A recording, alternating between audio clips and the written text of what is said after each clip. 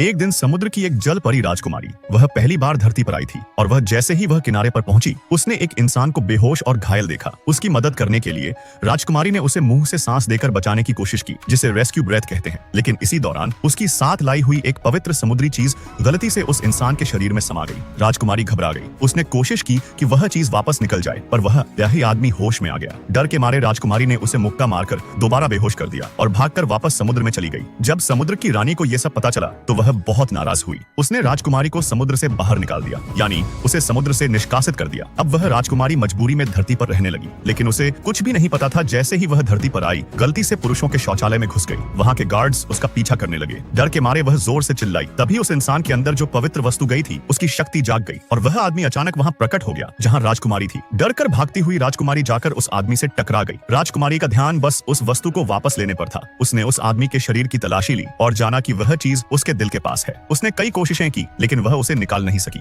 इसका फायदा उठाकर वह आदमी सुरक्षा गार्ड्स को बुला लाया और राजकुमारी को बाहर निकलवा दिया। अब राजकुमारी न समुद्र की रही न धरती की। वह बहुत दुखी और अकेली हो गई। उसी हालत में उसकी मुलाकात एक बूढ़े कछुए से हुई जो असल में एक समझदार और जादुई समुद्री कछुआ था। उसने बताया कि अब वह पवित्र वस्तु उस आदमी के दिल से जुड़ चुकी है और अब वही वस्तु तभी निकलेगी जब वह आदमी सच्चे दिल से राजकुमारी से प्यार करेगा। राजकुमारी को यह बात गलत समझ में आ गई। उसे लगा कि अगर वह बहुत रोएगी तो शायद वह आदमी उसे प्यार करने लगेगा। उसने प्याज और तीखी सरसों खाकर खुद को रुलाने की कोशिश की। अजीब बात यह हुई कि दूर कहीं वह आदमी भी रोने लगा।